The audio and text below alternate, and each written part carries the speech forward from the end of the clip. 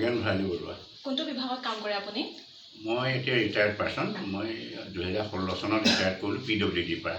হয়, আপোনাৰ বিভাগত কেনেকুৱা ধৰণৰ কাম হৈছিলে? মোৰ বিভাগত অৱশ্যে মই ইয়াত নাছিলোঁ, মোৰ ডিষ্ট্ৰিক্ট আছিল গোলাঘাট। হয়, গতিকে মোৰ ডিষ্ট্ৰিক্টৰ কথাটো ক'ম নে নাই কলিয়াবৰ নগাঁও জিলাৰ কথা? আপুনি কলিয়াবৰ সমষ্টিৰ কথা ক'বলৈ না? সমষ্টিৰ কথা কওক। কলিয়াবৰ সমষ্টিত PWD ভাল কাম হৈ আছে। তাৰমানে গোটেই গাঁৱে গাঁৱে ৰাস্তাবিলাক পকী হৈছে। এতিয়া কেঁচা ৰাস্তা বুলিবলৈ নাই বুলিয়ে ক'ব পাৰি। গতিকে PWDৰ কাম বহুত ভাল হৈ আছে। ক'ব বিচাৰিছে কেশৱ মহন্তৰ ডাঙৰীয়াৰ যিমানখিনি কাম কৰিছে সেইখিনি মানে আপুনি সন্তুষ্ট হয়? মই সন্তুষ্ট হয়। ৰাস্তা পদূলিৰ বাহিৰে এনে কিমানখিনি কাম হৈছে ইয়াতে? ৰাস্তা পদূলিৰ বাহিৰেতো বহুত কামেই হৈছে।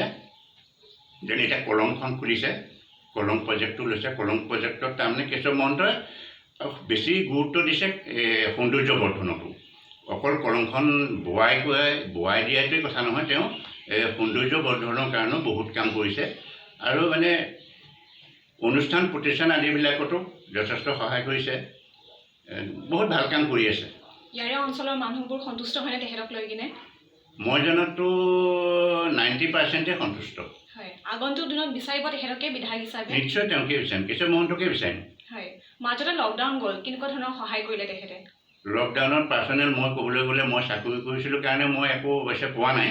কিন্তু গাঁৱত ট্ৰাকে ট্ৰাকে মাল আনি মুঠতে খাদ্য সামগ্ৰী ঘৰে ঘৰে যোগান ধৰা মই নিজে দেখিছোঁ। গতিকে সেইখিনি বহুত ভাল কাম কৰিছে। হয়, ঠিকে আছে, ধন্যবাদ। ধন্যবাদ।